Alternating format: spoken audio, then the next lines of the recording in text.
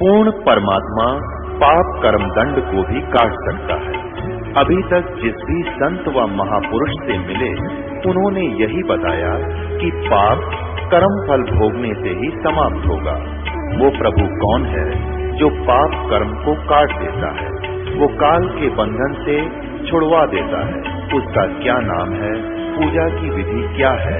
कृपया अवश्य सुनिए जगत गुरु तत्वदर्शी संत रामपाल जी महाराज के अमृत वचन।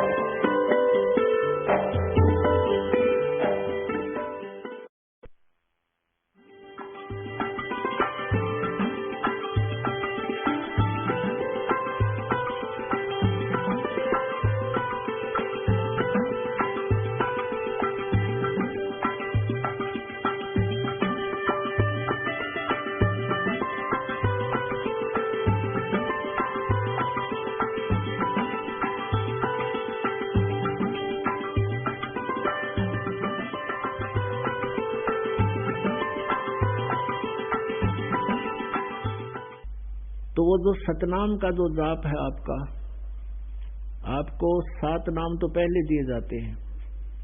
5 नाम तो ये इन यहाँ के भगवानों से हमने अपना ऋण मुक्त होना है, इनकी कमाई करके इनका कर्जे से मुक्त होना है, या कमाई इनको दे देंगे हम, ये हमें छोड़ देंगे। और जो 2 मंत्र हैं इसमें फर्स्ट एंड लास्ट 7 मंत्रों में ये परमात्मा की भक्ति पैरेलल करवाई जा रही है आपकी। ऐसा हो जाता है कई बार, क्योंकि ये साधना का प्रथम मंत्र मिला है और किसी कारण से मृत्यु हो जाती है तो उस प्राणी का मनुष्य जीवन तुरंत मिल जाता है, उसको तुरंत 1 साल के अंदर अंदर मनुष्य जीवन पाओगा, वो ये गारंटीड बात है। अगर इस नाम को लेकर भी और नाम लेने के घंटे बाद भी डेथ हो जाती है तो भी मनुष्य जीवन मिलेगा। इतना जबरदस्त मंत्र है भगवान का प्रथम मंत्र। फिर जो 2 मंत्र का जाप है सतनाम जो है, इसमें एक ओम मंत्र है। कई भक्त भ्रमित हो जाते हैं, कहते हैं जी ये मंत्र तो उन 5 नामों में भी है, और फिर दूसरे का पता चलता तब भी कहते हैं ये उनमें भी है। पुण्यात्माओं, एक जड़ी होती है, उस जड़ी को 5-7 जड़ियों में मिला दिया जाए तो उसका गुण अलग होता है, और उनका 2 अलग से और उसकी विधि खाने की अलग हो बनाने की तो उसका गुण अलग होता है, वो अलग इफेक्ट करती है। तो ये मंत्र है, इनको ऐसे यूज करेंगे तो ये लाभ देंगे, और ऐसे उनका प्रयोग करेंगे तो वो ये लाभ देगा। इतना समझना, भ्रमित ना होना, क्योंकि ज्ञान हमारे को था नहीं। अब ये ज्ञान मिला है तो अब हम वकील बन जाते हैं। अब यहां वकालत नहीं चलेगी आपका समर्पण चलेगा। अब काल ने ये काम करना था कि पहले इन भ्रमित गुरुओं के पास भेज दिए तुम, और वहां आप श्रद्धा से बैठे रहे, कोई ऑब्जेक्शन नहीं था, उसने जो ज्ञान दे दिया वो सिरोधार्य किया। अब जब ये ज्ञान सच्चा आया और सबसे भिन्न है तो वकील बन जाता है ये मन, ऐसा कैसे हो गया। और वहां ना बोला एक दिन भी तू 20-30 साल खो गए, उन गुगुआ दो रहे वहां ना तेरे मन में कभी आई, क्योंकि उसको पता है कि यहां चला गया तो मन काल को पता है कि यहां चला गया, तेरे हाथ पे गया, छूट गया और पार होगा। तो यहां वकालत करने की आवश्यकता नहीं। ठीक है, नाम लेने से पहले खूब समझो इस ज्ञान को, 100 बार पढ़ो किताब को और ज्ञान सुनो, और फिर उपदेश लो। उपदेश लेने के बाद फिर आप इस दास के प्रति या इस ज्ञान के प्रति बकवाद मन में आती है तो नाम खंड हो जाएगा आपका। फिर समर्पित कीजिए। अगर आपको ज्ञान समझ में आ जाता है तो कहते हैं फिर परमात्मा को जब ये ज्ञान समझ में आ गया उपदेश लेने के बाद, तो गुरु जी को एज ए गॉड ट्रीट करना चाहिए। गुरु जी को भगवान मानकर अपनी यहां से छूटने का प्रैक्टिकल करना चाहिए। जैसे एक गणित का प्रश्न आता है ब्याज का, और उसमें ये कहा जाता है कि मूलधन ज्ञात करो। वो मूलधन तो करोड़ों रुपए का होता है, और उसमें सबसे पहला फार्मूला ये है, ये मानना पड़ता है, मान लो मूलधन 100 रुपये है, वो 100 रुपये मूलधन नहीं होता, लेकिन वो 100 रुपयों को मूलधन माने बिना वो इक्वेशन सुलझे नहीं, वो प्रॉब्लम हल हो नहीं सकता, वो प्रश्न हल नहीं हो सकता। तो उसमें 100 रुपये मूलधन मानना पड़ेगा। उस 100 रुपये मूलधन से वो हमारा ओरिजिनल मूलधन मिल जाएगा आपको। यानी आपको, आप जी ने गुरु जी को ये मान करके आज हमारे सामने भगवान बैठे हैं। गुरु जी भगवान नहीं है, इस दास को अपनी सच्चिथि का पता है, लेकिन आप जी ने ये रिहर्सल करनी पड़ेगी ना, या बात आपकी कद्दे भी ना सुलझे। तो इस दास के स्थान पर भगवान होता तो आप कैसे ट्रीट करते? जिनको कुछ परमात्मा का पूर्व आभास है, पिछले जन्म के पुण्य है, वो तो आज भी उसी तरह हैं। लेकिन कुछ दिनों में जो नए नए आए हैं वैसे अपना मनमुखी साधनाएं कर रहे थे, तो उनको धीरे धीरे ये ऐसा अभ्यास हो जाएगा। तो ये सोच लो जैसे परमात्मा आए थे, 120 वर्ष बनारस में रह कर चले गए, और उसी को पाने की हम ट्राई करें, वो हमारे सामने बैठा। यदि हम उस दिन जब वो मालिक आए थे हम उनको भगवान मानकर स्वीकार कर लेते, तो हमारे अंदर खरपतवार पैदा नहीं होते, बकवाद नहीं आती, और ना हम किसी की सुनते जो परमात्मा से दूर कर दिए। उस समय हमारे कोई नकली अज्ञानी गुरुओं ने और बता दिया कबीर तो अशिक्षित है, ये क्या जाने वेद और शास्त्रों को, ये संस्कृत भाषा नहीं जानता है, सब झूठ बोलता है। तो हमने यह मान ली इस बात को कि गुरु जी जो है कबीर साहब अशिक्षित हैं और ये वेदों और गीता जी आदि को नहीं समझ सके, समझ ही नहीं सकते क्योंकि ये संस्कृत नहीं जानते। और जो ब्राह्मण लोग थे, गुरु थे, मंडलेश्वर थे, संत ऋषि थे, हम ये सोचा करते ये संस्कृत भाषा जानते, इन्होंने सदग्रंथों को सही जाना होगा। और कबीर जी के बारे में जब वो ईर्ष्यावश वो अन्य गुरु कहा करते थे तो हमने वो स्वीकार कर लिया। हमने अपने भगवान पर विश्वास नहीं हुआ कि ये भगवान है, ये झूठ नहीं बोल सकते, जिस कारण से हम फिर यहीं रह गए। तो परमेश्वर उसमें अपनी सारी सब भेद उसमें लिखकर चले गए कि मैं ऐसे बताता हूं, ये मान नहीं रहे। और आज वही बातें प्रमाणित होगी सदग्रंथों में कि जो 600 वर्ष पहले परमेश्वर कहा करते थे वो सच्ची थी, और जो नकली गुरु थे ये संस्कृत के महर्षि थे, केवल ये भाषा के महर्षि थे, अध्यात्मिक ज्ञान के महर्षि नहीं थे। ये व्याकरण के ऊपर पुष्टि करेंगे। व्याकरण का क्या लिंक है भगवान की भक्ति में? भगवान का ज्ञान सिंपल लैंग्वेज में, अपनी साधारण भाषा में कोई भी कुछ बोल दे उसको ज्ञान समझ में आना चाहिए, इतनी सी बात थी। ये पहाड़ बना रखा था, और अब आपके समक्ष ये तत्व ज्ञान इतनी सिंपल लैंग्वेज में आ गया कि आम बच्चा भी समझ सकता है इसको, और बूढ़ा बुजुर्ग भी समझ सकता है। ज्ञान ही तो है ये। इसको संस्कृत में बोलकर समझा दो, चाहे हिंदी में या अपनी लोकल लैंग्वेज में, जिसकी जो क्षेत्रीय भाषा है उसमें भी समझा सकते हो, वो ज्ञान समझ में आना चाहिए। तो हमने सबसे पहले गुरु को भगवान मान के फिर अपना रिहर्सल करनी होगी। तो गुरु जी के बारे में हमने कैसे रहना चाहिए, गुरु के सामने कपट से बात नहीं करें, गलती हो जाए तुरंत बता दे ताकि उसको ऊपर काल अटैक ना कर सके। तो उसको दोबारा तुरंत नाम दिया जाएगा, उसका नाम सुचारू होगा, भगवान से जुड़ जाएगा। नहीं तो कभी भी काल अटैक कर सकता है। जो शराब पीते हैं, बीड़ी पीते हैं, आन उपासना कर लेते हैं, मांस खा लेते हैं, या कोई अन्य जो मर्यादा है तोड़ देते हैं, और वो फिर बताते नहीं, दोबारा उसको शुद्ध नाम को कराते नहीं, उन पे कभी भी काल अटैक कर सकता है। तो इसलिए अपना गलती को हो भी जाती है, क्योंकि इस भयंकर लोक है, तो तुरंत मालिक से सुचारू करवाओ, दोबारा जुड़ाओ कनेक्शन को। कनेक्शन कटने के बाद पावर आएगी नहीं, आपके घर पे बिजली नहीं आएगी, कोई भी काम नहीं होगा। तो गुरु जी के पास आकर ऐसे भाव से रहे। तो वहां हम जब जाएंगे त्रिकुटी के ऊपर, वहां परमेश्वर हमें मिलेंगे इस दास के रूप में। और जैसी भी इस दास के प्रति आपकी यहाँ भावना होगी, वो स्वप्न होता है तो यहाँ शरीर छूट जाएगा। आप स्वप्न में कई बार ऐसे जाते हो, ऐसे वहां जाओगे और आपको लगेगा जैसे हम सचमुच यहाँ आ गए।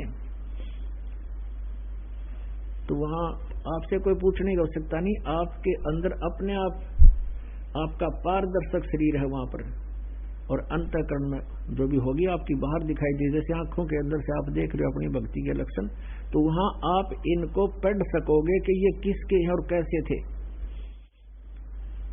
तो वहां भगवान आपको फिर जिनके सारे नंबर पूरे होंगे, भक्ति सही होगी, उनको साथ लेकर धनराज के दरबार में जाता है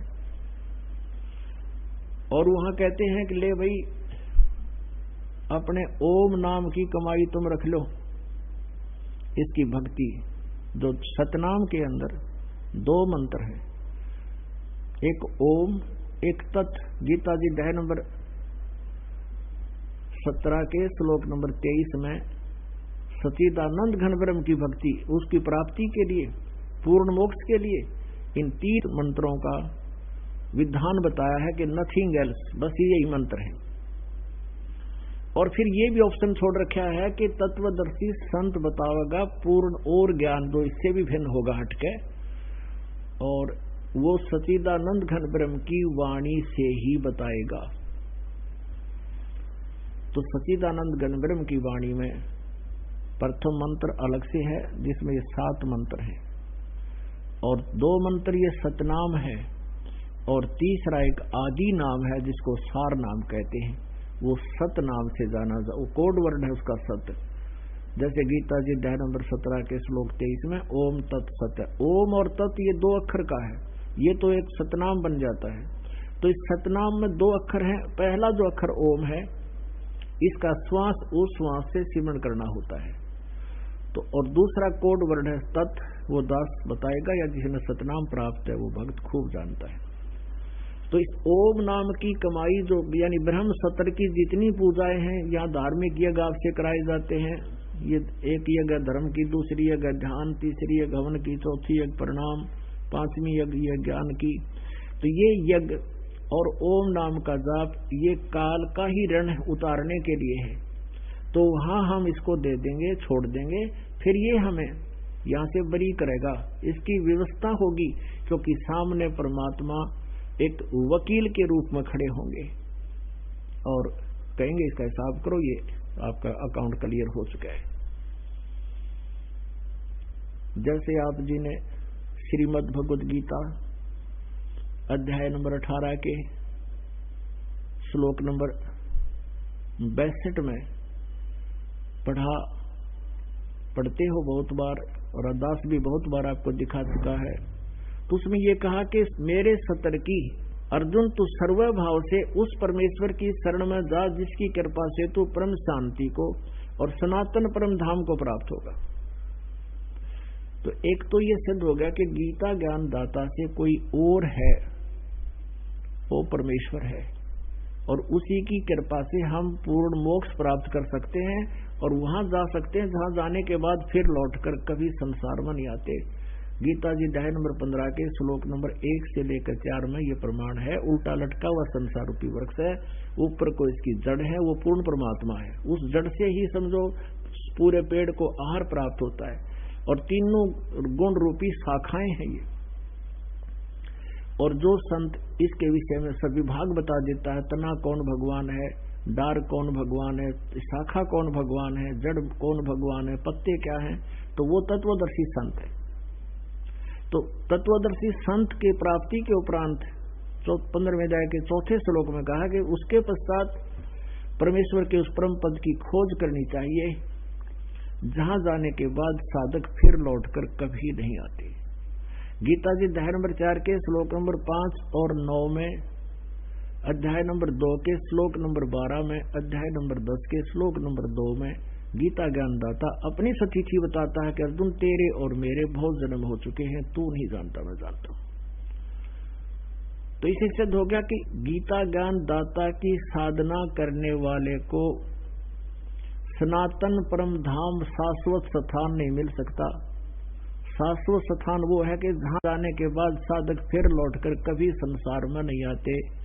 तत्वदर्शी संत की प्राप्ति के उपरांत 15वें अध्याय के 4थे श्लोक में कहा, उसके पश्चात उस तत्व ज्ञान रूपी शस्त्र से अज्ञान रूपी सब अंधकार को काट के यानी तत्व ज्ञान से समझकर उसके पश्चात परमेश्वर के उस परम पद की खोज करनी चाहिए, जहां जाने के बाद साधक फिर लौटकर कभी संसार में नहीं आते। आज दिन के सत्संग में आपको ये कंसेप्ट क्लियर किया था, क्योंकि ये आप बच्चे हो, विद्यार्थी हो, दास या आध्यात्मिक टीचर है, तो आपको रह रह कर ये ज्ञान कंठस्थ कराया जाएगा। बहुत बार सारा वर्ष आपकी रिपीटेशन कराई जाएगी, जब जाकर आपके हृदय में ये ज्ञान समा होगा। और दूसरा ये समझो कि जब तक हम रोगी हैं, हमने पूरा औषधि खानी पड़ेगी, समय पर वो टेबलेट वही होती है, और दोनों टाइम फांकी मारनी पड़ेगी, तभी स्वस्थ होंगे। तो फिर क्या बताया कि वहां जाने के बाद फिर लौटकर कभी संसार में नहीं आते।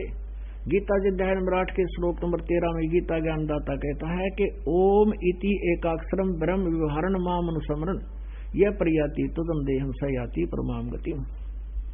मुझ ब्रह्म का एक ओम अक्षर है, नथिंग एल्स, और अंतिम श्वास तक इसका जो सिमरण करता हुआ शरीर छोड़कर जाते समय इसका उच्चारण करके सिमरण करता हुआ जाता है, वो परम गति को प्राप्त होता है। ओम से मिलने वाली परम गति वो क्या है? वो ब्रह्म लोक तक पहुंच जाता है।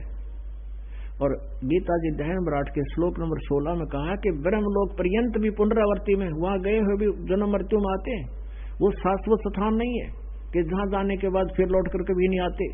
यानी ओम की साधना से भी, ब्रह्म सरपुरुष की साधना से भी शाश्वत स्थान नहीं मिला, और वो पूर्ण मोक्ष नहीं हुआ जहां जाने के बाद कभी लौट कर नहीं आते। तो इससे सिद्ध हो गया कि ब्रह्म की साधना भी व्यर्थ है। व्यर्थ है मैंने इनकम्प्लीट है। वो परम शांति और सनातन परम धाम नहीं मिल सकता जो 18वें अध्याय के 62वें श्लोक में कहा है कि अर्जुन तू सर्वभाव से उस परमेश्वर की शरण में जा, उसकी कृपा से ही तू परम शांति को और सनातन परम धाम को प्राप्त होगा। अपने आत्मा अब गीता जी अध्याय नंबर 18 यो लास्ट अध्याय है, अंतिम, और 62 से लेके आगे तक ये लास्ट श्लोक है, मंत्र है, और 66 तक निर्णायक ज्ञान दिया। आगे फिर और अन्य बातें कुछ और टाइप की बोली हैं। यहां तक एक भक्ति से लिंक है इसका। और यहां ये क्या कहता है गीता ज्ञानदाता 18वें अध्याय के 62 में, तो ये कह दिया कि तू सर्वभाव से उस परमेश्वर की शरण में जा, उसकी कृपा से तू परम शांति को और सनातन परम धाम को प्राप्त होगा। ठीक है। उसके बाद फिर 18वें अध्याय के 63वें श्लोक में कहा है कि अर्जुन ये गुप्त से गुप्त ज्ञान, जो गीता वाला ज्ञान मैंने तेरे ताई कह दिया। अब 8वें अध्याय के एक श्लोक में अर्जुन ने पूछा कि जो आपने 7वें अध्याय के 29वें श्लोक में जिस तत्वब्रह्म के बारे में कि उस तत्वब्रह्म को जान लेता है जो अध्यात्म ज्ञान से पूरा परिचित हो जाता है, सब कर्मों को जानता है, तो वो व्यक्ति केवल जरा और मरण से छूटने का ही प्रयत्न करता है। वो किसी और वस्तु की डिमांड नहीं करता। जरा में वृद्धावस्था, बुढ़ापा और मरण मृत्यु, ये दोनों कहर हैं इस जीव के ऊपर। तो 8वें अध्याय के प्रथम श्लोक में अर्जुन ने पूछा कि किम तत्ब्रह्म, वो तत्ब्रह्म क्या है कि जिसके जानने के बाद इंसान यहाँ की किसी वस्तु की डिमांड नहीं करता, केवल यहाँ से पीछा छुटवाने की ही चेष्टा करता है। 8वें अध्याय के 3रे श्लोक में गीता ज्ञानदाता इस सरपुरुष ने उत्तर दिया है कि वो परम अक्षर ब्रह्म है। परम अक्षर ब्रह्म कहो, परम अक्षर पुरुष कहो। गीता जी अध्याय नंबर 15 के श्लोक नंबर 16 और 17 में 3 पुरुष बताए हैं। 3 ब्रह्म कहो, 3 पुरुष कहो, 3 प्रभु कहो। सरपुरुष और अक्षर पुरुष इनकी सचिथि बताई है कि ये भी नाशवान है। इनके अंतर्गत जितने प्राणी हैं वो भी नाशवान है, और जीवात्मा तो किसी की नहीं मरती, कुत्ते की भी ना मरती, वो तो अलग बात है। फिर 17वें श्लोक में 15वें अध्याय में कहा कि उत्तम पुरुष है तो अन्य परमात्मा उदारते, ये लोग चरमावी से भी बढ़ती अब ईश्वर है। वो उत्तम पुरुष श्रेष्ठ परमात्मा तो इन दोनों से, सरपुरुष और अक्षर पुरुष 16वें श्लोक वालों से कोई अन्य है, और वही तीनों लोकों में प्रवेश करके सबका धारण पोषण करता है। वो अविनाशी परमात्मा है।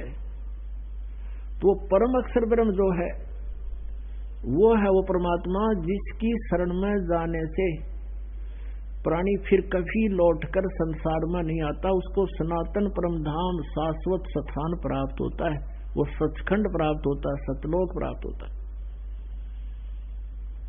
अपनी साधना बता रहा है 8वें अध्याय के 13वें श्लोक में, मेरा ओम नाम है, नथिंग एल्स, गीता ज्ञानदाता कहता है। और गीता जी अध्याय नंबर 8 के श्लोक नंबर 5 और 7 में कहता है, मेरे में मन वाला हो मेरा भगत बन, और मेरी भक्ति कर, युद्ध भी कर, और मुझे मेरा सिमरण भी कर, मुझे प्राप्त होगा।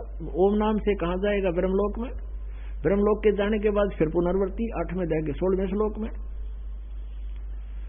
फिर तुरंत 8वें अध्याय के 8, 9, 10 श्लोक में फिर कहा है कि उस परम अक्षर ब्रह्म की साधना जो करता है और वो साधक उसी को प्राप्त होता है। अब पुण्यात्मा 18वें अध्याय का 62वें श्लोक में आपको बता दिया कि वो कहता है कि सर्वभाव से उसकी शरण में जा, गीता ज्ञानदाता कहता है उस परम अक्षर ब्रह्म की शरण में जा, और उसकी कृपा से तू वो स्थान प्राप्त कर सकता है जहां जाकर फिर लौट कर वापस नहीं आते। अब 18वें अध्याय के 63वें श्लोक में कहा कि अर्जुन ये गुप्त से गुप्त ज्ञान तेरे को बता दिया मैंने, अब जैसे तेरा मन माने न्यू कर ले, मेरी शरण में रहना है तो युद्ध कर, हथियार ठाना पड़ेगा, यहाँ शांति नाम की चीज नहीं। और जो भोली आत्मा ओम शांति कहते हैं उन्हें कहें मेरा तो सर्प की पूछ पकड़ रहे हैं। ओमकार शांति का काम के, ओम तनु का है, मेरी भक्ति करेगा तो लठ बजाना पड़ेगा, युद्ध कर, और तेने शांति चाहिए तो वहां जाओ परम अक्षर ब्रह्म की शरण में। अब 18वें अध्याय के यहाँ बिल्कुल निर्णायक श्लोक आ गए, ये 62 से लेकर 66 तक। अब 63 में कह दिया कि मैंने जो तेरे को बताना था दिया, बता, अब तू फैसला कर ले, तने मेरी शरण माना है तो युद्ध कर और ये ओम नाम का जाप कर, जन्म मृत्यु तेरी भी रहेगी मेरी भी रहेगी। और तूने उसकी शरण में जाना है तो तत्वदर्शी संतों की खोज कर, मैं उसके बारे में कंप्लीट ज्ञान नहीं जानता, चौथे जाएंगे 34वें श्लोक में, और वो तत्वदर्शी संत तुझे बताएंगे उस परमेश्वर के बारे में, वो बताएंगे complete way of worship of उस कंप्लीट गॉड, उस पूर्ण परमात्मा की परम साधना, सच साधना वही बताएंगे, पूरी साधना। अब 18वें अध्याय के 64वें श्लोक में गीता ज्ञानदाता कहता है कि एक और गुप्त बात बताऊं, अब कि वो मेरा भी पूज्य इष्ट देव है। खुद परमात्मा कहते हैं, कबीर परमेश्वर जी गोरखनाथ जी के साथ जब उनकी गोष्ठी हुई, गोरखनाथ जी ने परमात्मा के ज्ञान को स्वीकार किया। कबीर परमेश्वर जी ने कहा था कि तेरा ज्योत स्वरूपी अलख निरंजन विधरता ध्यान हमारा, ये भी हमारी साधना करता, तब इसको कुछ टुकड़ा देता हूं, अपने 21 ब्रह्मांड को चला रहा है। और अब ये तो स्वयं स्वीकार कर रहा है कि वो मेरा पूज्य देव है। 18वें अध्याय के 64वें श्लोक में ये शब्द बोल दिए कि एक और देखो, अगर यहां दोबारा गुप्त शब्द नहीं कहना चाहिए था, क्योंकि गुप्त भेद तो 18वें अध्याय के 63वें श्लोक में कह चुका है कि गुप्त से गुप्त भेद तुझे बता दिया, गीता ज्ञान बता दिया कि उसकी शरण में जाना है तो ये बेनिफिट है, मेरी शरण में रहना तो ये इतना लाभ होगा। अब तेरी समझ ऐसे कर ले। फिर 64वें श्लोक में फिर गुप्त कहा कि एक अति से और भी गुप्त से गुप्त बताता हूं, मेरा इष्ट देव है, इष्ट असी में दृढ़ तत् वक्ष्यामि ते हितम, वो तेरे हित में बताऊंगा कि वो मेरा ये गुप्त से गुप्त वेद आज तक किसी को नहीं बता। फिर 18वें अध्याय के 65वें श्लोक में फिर इसने कहा कि मुझ में मन वाला हो मेरा भगत बन और मुझे नमस्कार कर, मुझे प्राप्त होगा। अब यहां क्लियर कर रहा है, अगर मेरी भक्ति करने मेरे मन वाला हो, जैसे 8वें अध्याय के 6ठे श्लोक में कहा है कि जो भी अंत समय में जिस भी भाव में भावित रहता है, जिस इष्ट में जिसकी श्रद्धा बनेगी, अंत समय में उसी को प्राप्त होता है, उसी भाव में रहता हो। और यहां परमात्मा भी कहते हैं कि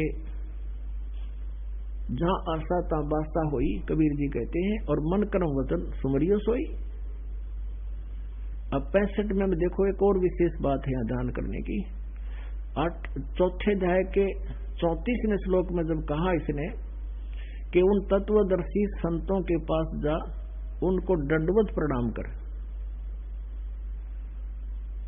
अब तत्वदर्शी संत कौन थे? खुद भगवान थे, कबीर परमेश्वर 600 वर्ष पहले आए, वो भूमिका कर गए। अब उस परमेश्वर ने इस दास को वो ज्ञान दे दिया। तो आज के इस युग में ये दास तत्वदर्शी संत है। अब गीता ज्ञानदाता कहता है कि इसे ज्ञान के बताने वालों को दंडोत प्रणाम कर, अपने बारे में कहता मुझे नमस्कार कर। 18वें अध्याय के 65वें श्लोक में कहता है कि मेरे ममन वाला हो, मेरा भगत बन और मुझे नमस्कार कर, तो मुझे ही प्राप्त होगा। 18वें अध्याय के 66वें श्लोक में फिर बताया है कि तूने यदि उसकी शरण में जाना है, परम अक्षर ब्रह्म की शरण में, तो उसका एक फार्मूला ये है कि मेरे सतर की जितनी भी पूजाएं हैं वो मुझ में छोड़ दे। यानी जैसे गीता जी अध्याय नंबर 17 के श्लोक नंबर 23 में 3 मंत्र बताए, ओम तत्सत। तो ओम तो ये सरपुरुष का, जो 15वें अध्याय के 16वें श्लोक में और 17वें श्लोक में 3 पुरुष हैं, सरपुरुष, अक्षर पुरुष, एक परम अक्षर पुरुष, उत्तम पुरुष, तो अन्य। ओम तो सरपुरुष यानी ब्रह्म का, और अक्षर पुरुष का तत् वो गुप्त सांकेतिक है, ओम सीधा ही है, और सत जो है ये परम अक्षर ब्रह्म का, परम अक्षर पुरुष का। तो इन 3 मंत्रों से परमात्मा प्राप्ति होगी। और अन्य जो मंत्र हैं वो यहां तक ऋणमुक्त होने के, त्रिकुटी तक जाने के हैं, ये सभी मिलकर सहयोगी हैं इसमें। तो मूल मंत्र है यहां पर कि ओम नाम का जाप हम काल को दे देंगे, ब्रह्म को। अब त्रिकुटी पर जब हम पहुंच जाएंगे तब इसका हिसाब करवाएगा परमेश्वर आकर के, ना ये कदे भी ना हिसाब करे हमारा।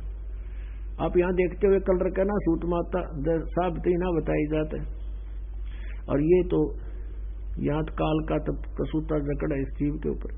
तो स्वयं परमेश्वर आते हैं और इनको लेकर धर्मराज के दरबार में जहाँ अकाउंट होता है सबका, वहां जाते हैं और वहां उनको उनका इतिहास दिखाते हैं। परमात्मा वकील बनते हैं आपका कि देखो आपका विधान है।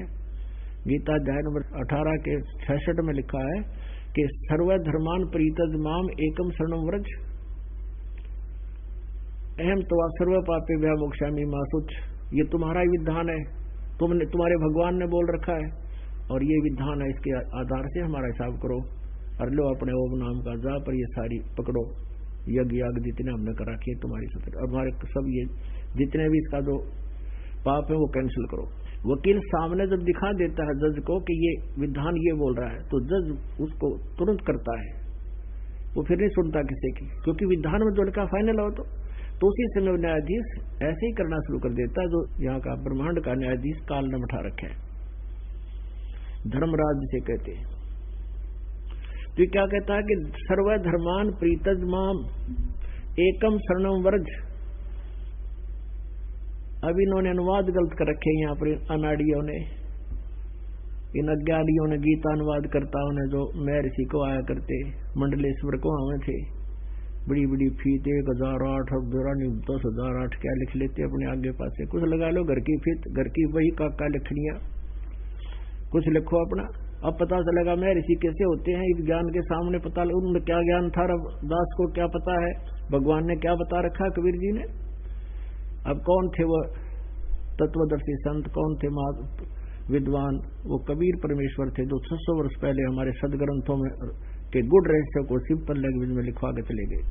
तो यहाँ क्या कह रहे हैं ये गीता ज्ञानदाता कहता है, सर्व धर्मान प्रीतजमाम, मेरे सतर के जितने भी साधनाएं हैं, धार्मिक क्रियाएं हैं, धर्मान पूजाएं हैं, उन सबको मुझ में छोड़ दे, मेरे को दे दे।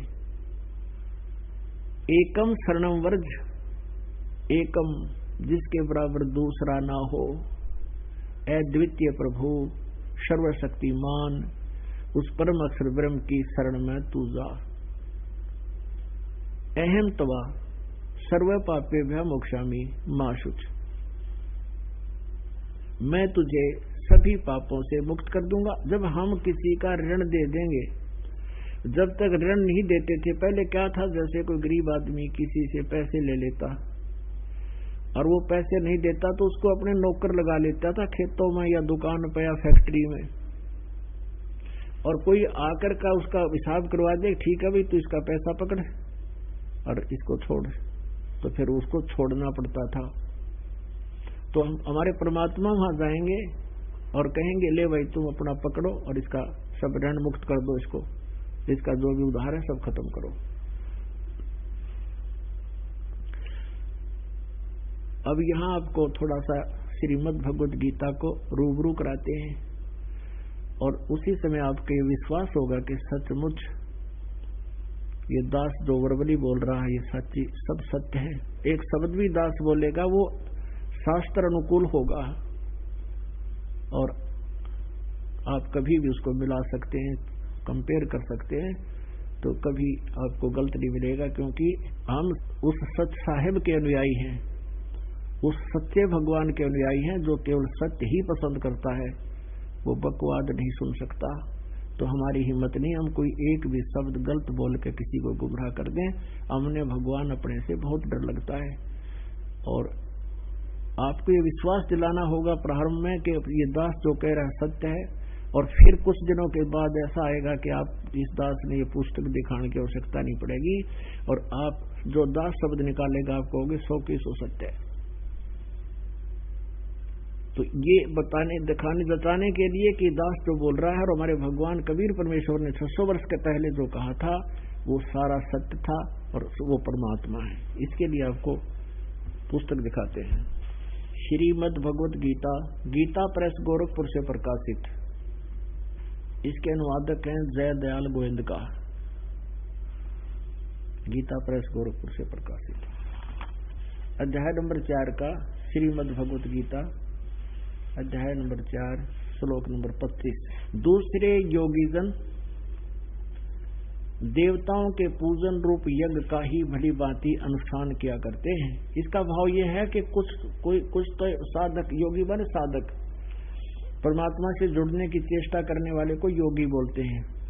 ये केवल ऊपर न टांग नीचे न सिर करना ही योगी नहीं होते। योग का अर्थ किसी से जुड़ना। तो साधक जन देवताओं की पूजा रूपी यज्ञ माने धार्मिक अनुष्ठान किया करते हैं, और कुछ तो देवताओं की पूजा करते हैं और कोई ब्रह्म तक की साधना करता है, इसका ये अर्थ समझो। और 26 में कहा है कि अन्य योगी जन यानी अन्य साधक आंख कान मूंद के केवल अपना संयम करते हैं, इस तरह की क्रियाएं करते हैं, और उनको हवन माने ये उसमें ही आश्रित रहते हैं। दूसरे योगी जन शब्द आदि यानी शब्द सप्र स्वरूप रसगंध इनसे ही बचने की चेष्टा में अपना अभ्यास करते रहते हैं। इंद्रियों, समस्त इंद्रियों के अग्नि में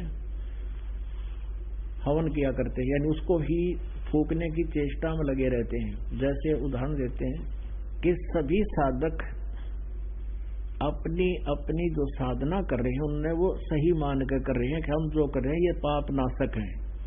जैसे इसका अर्थ है कि कोई शब्द आदि समस्त विषयों को इंद्रिय रूप अग्नियों में हवन किया करते हैं।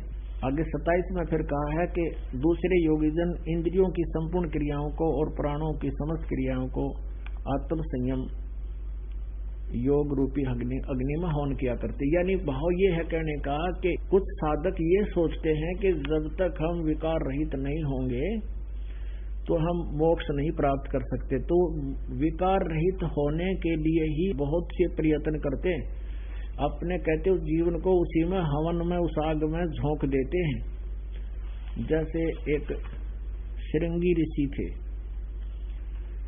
उन्होंने यही क्रियाएं की थी, और उसने वन में काफी वर्षों तक वन में बैठकर एकांत में साधनाएं की और संयम करने के लिए कि जब तक हम अन्न खाते हैं तो हमारे अंदर विषय वासनाएं जागती हैं। उसने हठ योग करके अपने शरीर को ऐसा साध लिया, क्योंकि ये क्रिया होती है। जैसे कुछ पंथ अमृत क्रिया बताते हैं, जैसे जीव को मोड़कर ऊपर तालू का लगाने का अभ्यास करते हैं। ये इनको तो कुछ मिला को नहीं, इसका केवल अकेले से नहीं वो बात बनती, और बहुत से योग क्रियाएं हैं जब जाकर वो बात बनती है। और कुछ प्राणायाम की क्रिया बहुत लंबे समय तक करने से वो क्रिया सफल शुद्ध होती है, सिद्ध होती है। तो श्रृंगी ऋषि ने वो साधना कर ली और उसका ऐसा हो गया कि वो अमृत टपकन लग गया उसके अंदर, और उसने कई वर्षों में, सैकड़ों वर्षों में जाकर तो उससे वह सिद्ध हुई। फिर वो क्या करता था, वृक्ष के पास बैठ जाता था, एक दिन में एक बार वृक्ष के छाल के जीभ से चाट लेता था। इतना अल्प आहारी हो गया वो, और अपना मेडिटेशन करता रहता था, आंखें बंद रखता था। तो उसने देख लिया कि अब तू सफल हो गया अपनी क्रियाओं में। अब फिर ये क्या करते हैं साधक जन, किसी नगर के आसपास आकर बैठते हैं कि लोग तुझे पहचाने, तेरे पास आवे और तेरी प्रभुता हो। वो बैठ गया अयोध्या के पास जाकर। उस समय राजा दशरथ राजा थे, रामचंद्र का जन्म हुआ नहीं था, केवल एक पुत्री थी राजा दशरथ के, और वो युवा हो चुकी थी 12-14 वर्ष की। तो श्रृंगी ऋषि वहां अयोध्या के बनी में जाकर बैठ गया। बनी में, जो निकट नगर शहर के आसपास का जो क्षेत्र होता है उसको बनी बोलते हैं। और वहां एक वृक्ष की तरफ मुंह करके बैठ गया, आसन पदम लगा के, और आंखें नहीं खोले। एक बार ऐसे जीभ से वृक्ष की छाल को चाट ले, आंखें बंद किए कि ही। तो वहां शहर में इस बात का खूब जोर शोर से चर्चा हुई कि एक ऐसा महापुरुष आया है, कुछ नहीं खाता पीता, आज 1 महीना हो गया उसको बैठे को, और उसको हम बहुत दिनों से देख रहे हैं, वो वहीं बैठा है, ना कहीं फ्रेश होने जाता है, ना जलपान करता है, ना कहीं और सैर सपट्टा करता है, वहां बैठा है। इस बात की चर्चा आग की तरह फैल गई पूरे अयोध्या में।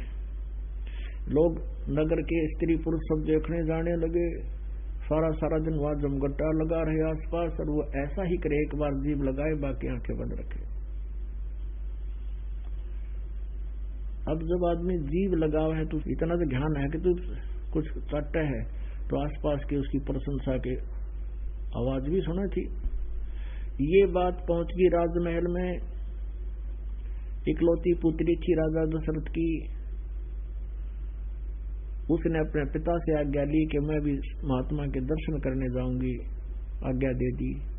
साथ में उसकी नौकरानियां चली गई, दासी बांधी चली गई, अंगरक्षक चले गए।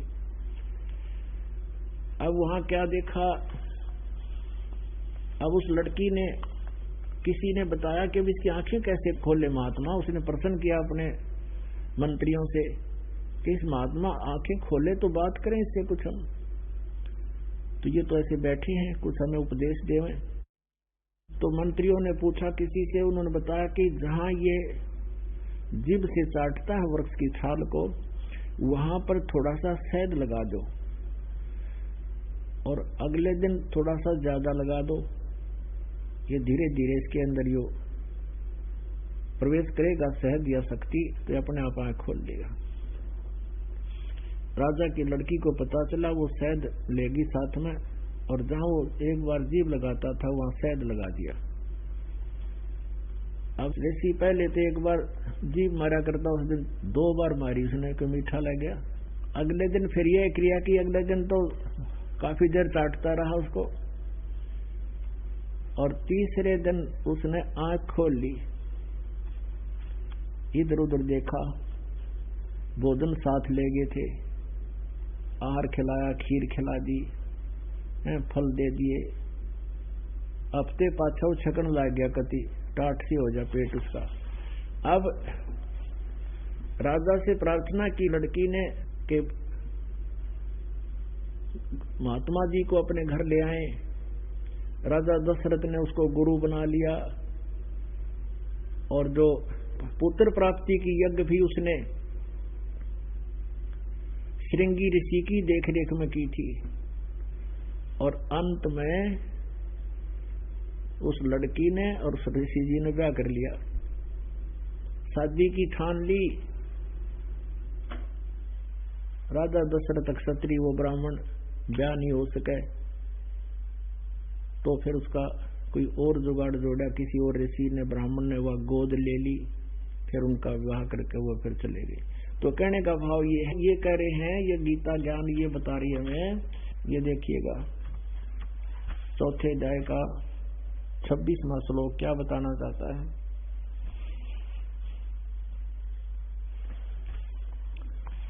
ये चौथे अध्याय का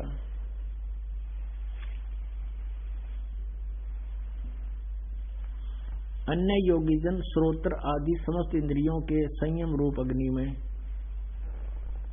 आह्वान किया करते हैं। कुछ तो कान बंद करके इसको, फिर दूसरे शब्द आदि विषयों को, शब्द आदि शब्द सपर्श रूप रसगंध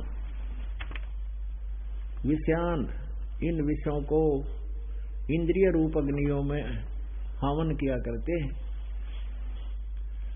और दूसरे इंद्रियों की संपूर्ण क्रियाओं को, प्राणों की समस्त क्रियाओं को, यानी सांस और श्वास को कहते देखते रहो, श्वास बाहर आ रहा है इस पर ध्यान रखो, अंदर जा रहा है ध्यान रखो।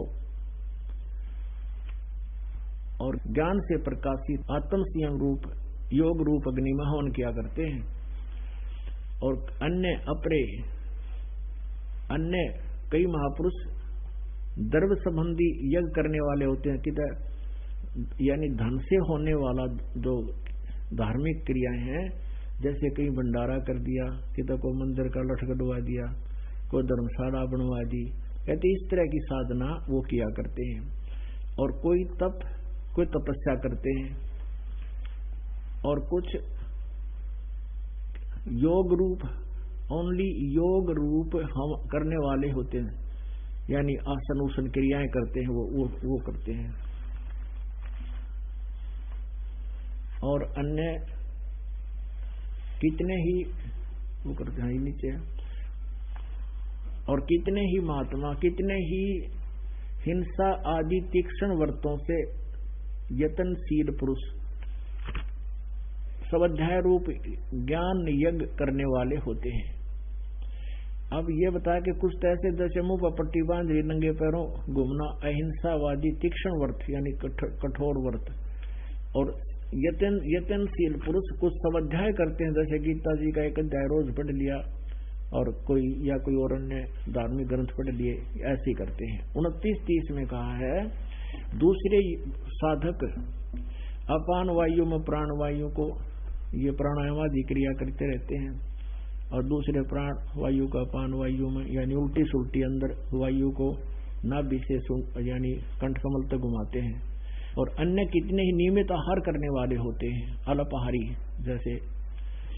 और प्राणायाम प्रयाण पुरुष प्राण और अपान की गति को रोक कर प्राणों को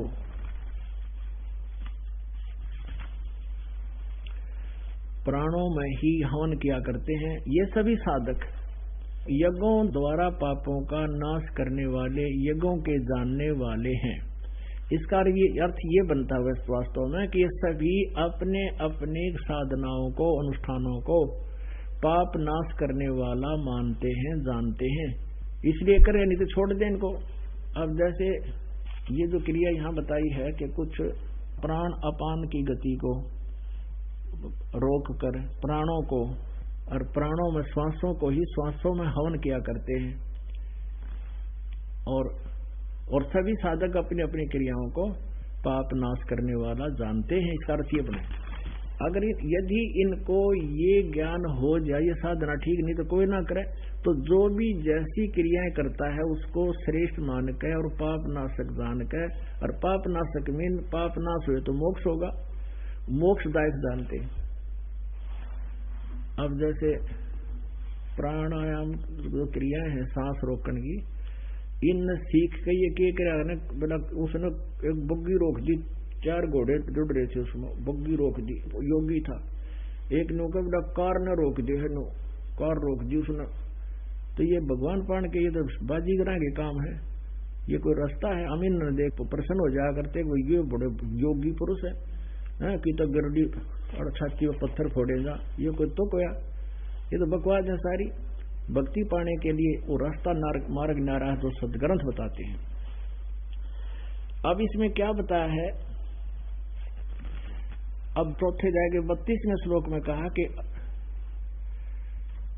इस प्रकार की जो अब आपने पढ़ी 25 से लेकर 30 तक, 31 में बताया है कि जो साधना करते हैं, जो जैसी भक्ति करता है उसको वो फल मिलता है, और जो परम अक्षर ब्रह्म की सत साधना करता है तो वो पूर्ण सभी कर्मों से मुक्ति पाता है, और जो साधना योग अनुष्ठान नहीं करता वो यहाँ भी दुखी और आगे भी दुखी।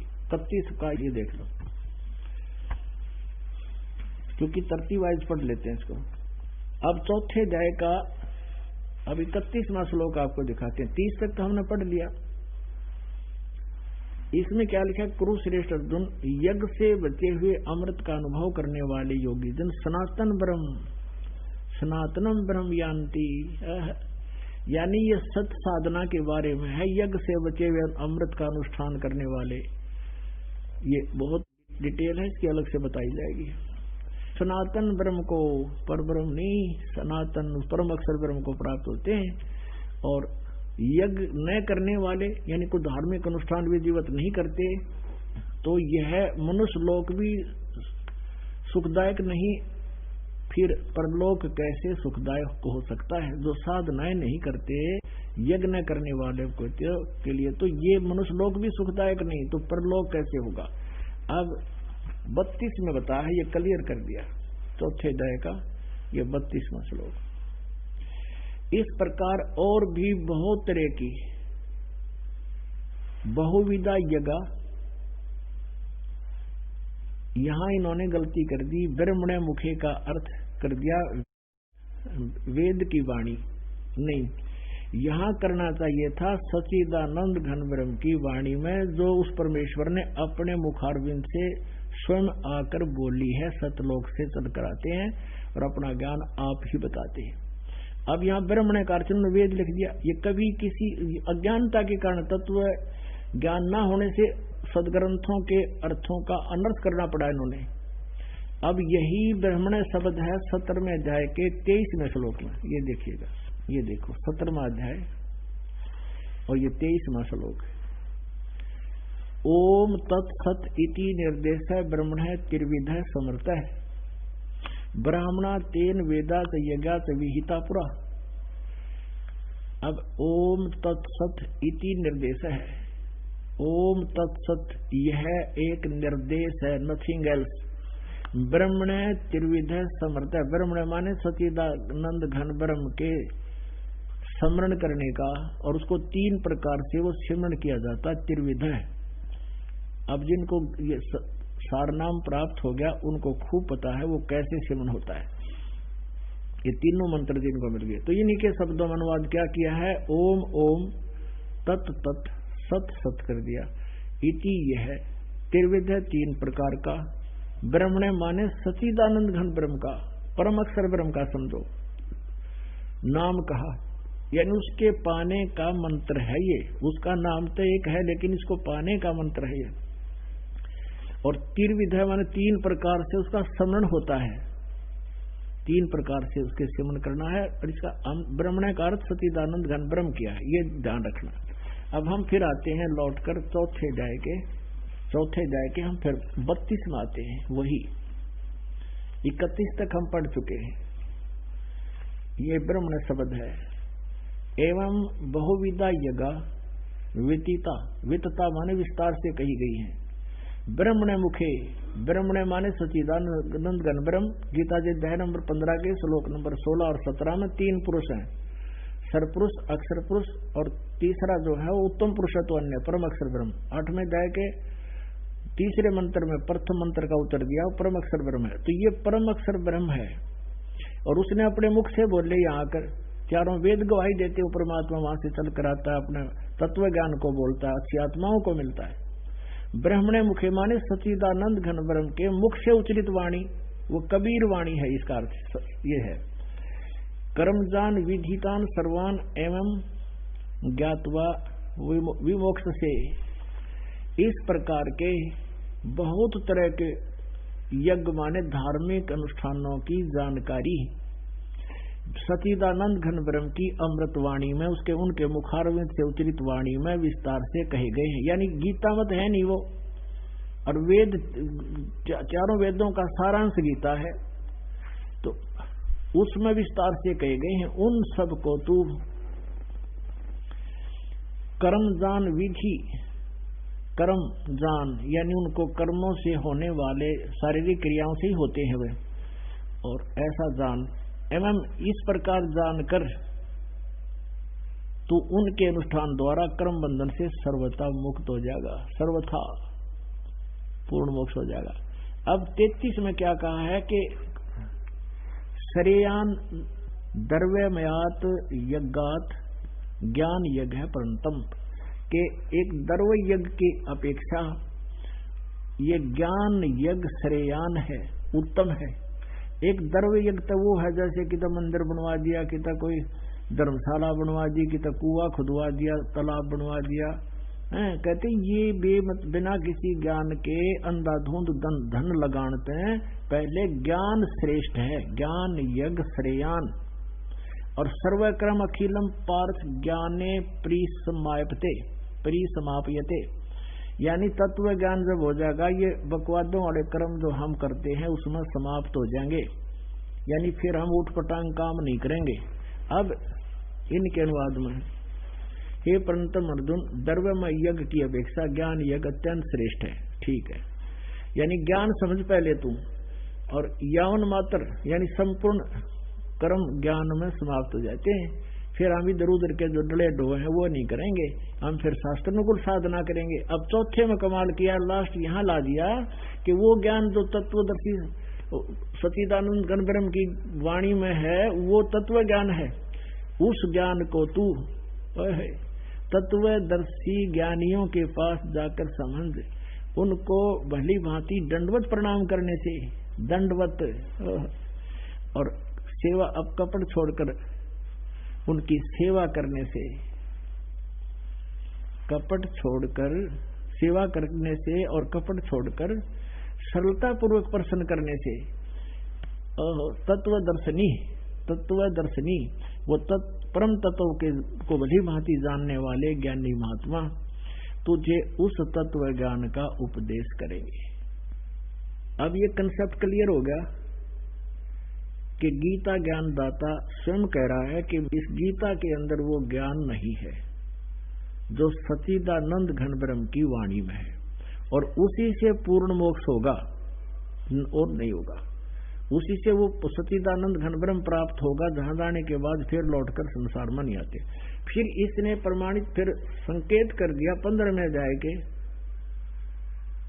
1 से लेकर 4 में, 16 और 17 में क्लियर कर दिया इसने सारा कंसेप्ट। उसमें बता दिया कि तत्वदर्शी संत की यह पहचान है जो ऊपर को जड़ और नीचे को तीनों गुण रूपी शाखा वाले इस संसार रूपी वृक्ष के सभी विभाग बता देगा भिन्न भिन्न, सवेदवित, वो तत्वदर्शी संत है। अब देखिएगा 15वें अध्याय का प्रथम श्लोक,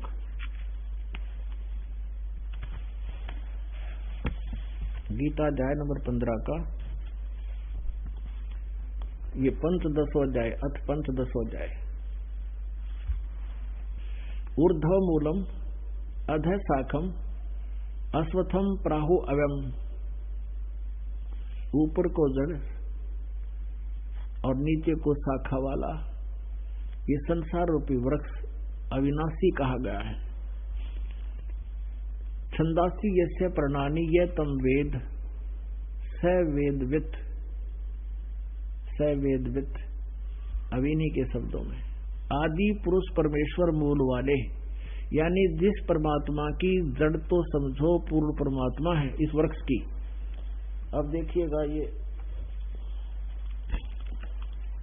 देखिएगा ये संसार रूपी वृक्ष देखो, अब आसानी से समझ में आएगा।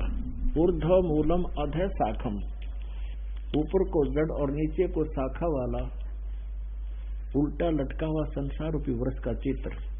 ऊपर को जड़ता ये परम अक्षर ब्रह्म है, सच्चिदानंद घन ब्रह्म, यानी इन्होंने लिखा है आदि पुरुष परमेश्वर। आदि पुरुष परमेश्वर ये आदि पुरुष है। ये तो समझो जड़ है जो सतलोक, अलखलोक, अगमलोक और ऊपर के लोकों में रहता है, अकय लोक में, और उस जो जमीन से बाहर दिखाई देता उसको बोलते हैं तना। वो पेड़, ये सारा पेड़ है, और वो परम अक्षर ब्रह्म गुप्त है, वो जड़ है समझो। अब ये है जमीन से बाहर जो हिस्सा पेड़ का दिखाई दे, वो पेड़ कहलाता है। तो परमेश्वर कबीर जी ने 600 वर्ष पहले आकर बताया था, अक्षर पुरुष एक पेड़ है, और निरंजन को सरपुरुष भी कहते हैं। सरपुरुष वाकी डार, और तीनों देवा शाखा है, ये पात रूप संसार। ये सच्चिदानंद घनब्रह्म की वाणी में है, और उस परमेश्वर ने आके ये बताया था। अक्षर पुरुष तो ये तना है, और उसकी ये मोटी डार है, ये सरपुरुष ज्योति निरंजन, ये काल, और इसके 3 पुत्र हैं, 3 शाखाएं हैं, रजगुण ब्रह्मा, सतगुण विष्णु जी और तमगुण शिव जी।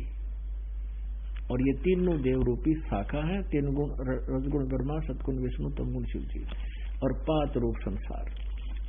अब ये परमात्मा मूल है, जो है आदि पुरुष परमेश्वर, तो जड़ समझो मूल वाले, और अधः शाखम नीचे को शाखा वाला, तीनों गुण रूपी शाखा वाला। ये अगले दूसरे श्लोक में आएगा, तीनों गुण रूपी शाखा वाला। ये उल्टा लटका हुआ संसार रूपी वृक्ष है, और जो इसको सभी विभागों को बताता है वो तत्वदर्शी संत है। तो परमात्मा परमेश्वर स्वयं आए थे, सच्चिदानंद घन ब्रह्म 600 वर्ष पहले काशी में एक लहरतारा तालाब में कमल के फूल पर प्रकट हुए थे, नवजात शिशु के रूप में। जो परमात्मा ऐसा ही लीला करते हैं उनके विधान में है। तो उस समय आकर उन्होंने ये वाणी बोली थी, सच्चिदानंद घन ब्रह्म की वाणी। उसमें कहा था कि कबीर अक्षर पुरुष एक पेड़ है, सरपुरुष कहो चाहे ज्योति निरंजन कहो, वाकी डार, और तीनों देवा शाखा है, ये पात रूप संसार। अपने आत्मा हमारे सदग्रंथ जो है ये अनमोल रतन है, लेकिन इनको समझ नहीं सके। वस्तु कहाँ खोजे कहाँ, किस विध लग गए हाथ, एक पलक में पाइए बेदी ले ले साथ। एक व्यक्ति पैसे वाला था, उसने अपने आंगन में एक मंदिर बनवा रखा था। मंदिर अपने खुद की पूजा के लिए, आंगन में मकान से बाहर, और उसमें एक 4 द्वारी सी बना रखी। अब उसकी अचानक मृत्यु होगी। पुत्रों को पता था कि पिताजी के पास बहुत धन है, तो उन्होंने देखा कि अवश्य वो कहीं ना कहीं बही में लिखा होगा कहाँ कहाँ कितना पैसा है। तो उन्होंने पढ़ा, उस पुस्तक में लिख रखा था बही में, यानी एक डायरी में, कि इतना सोना, इतने किलो चांदी, इतने सिक्के, अच्छा धन लिख रखा था। कि वो चांदनी 14 रात के 12 बजे और मंदिर के गुम्बद में दाब रखे हैं। अब उन्होंने क्या किया वो समझ मत आया नहीं, कोड वर्ड क्या लिखे थे वही में, वो मंदिर का गुम्बद फोड़ दिया। उसमें कुछ पाया नहीं, बड़े चिंतित हुए, भाई इतना धन था, और पिताजी तो झूठ बोल गए, इसमें है नहीं, वो पैसा कहाँ है। इस चिंता में मित्र था उनके पिता का, उसके पास गए। उन्होंने बही दिखाई कि देखो ताऊ जी, अंकल जी, हमारे पिताजी ने क्या किया, ये लिख रखा, धन वहां है नहीं, हम तो मर गए, लुट गए, पिट गए। वो समझदार था, वो कहने लगा बेटा तुम ऐसे करो, इस गुम्बद को फिर बनाओ, ऐसा ही बना दो, तुमने तो नाश कर दिया। अब वो बिना पावड़ा दाग रखा था, क्योंकि वो निशान खत्म। उसका अर्थ ये था, जब रात के 12 बजे और चांदनी 14 यानी सुदी 14, तो उसका अर्थ था कि उस रोशनी के उस समय चांद की 14 के दिन, और गुम्बद की परछाई जहां जावा, जहां गुम्बद बन जा छाया से, वो कोडवर्ड थे, वहां खोदना था आंगन, तोड़ दिया गुम्बद बिना अकल क्या ने। तो दोबारा गुम्बद बनवाया अगले 14 के दिन। फिर वो रात के 12 बजे उसके अंकल ने वो निशान लाग, बेटाड़े खोदो, वो जो कानू पा गया, सारा दंड दबाया।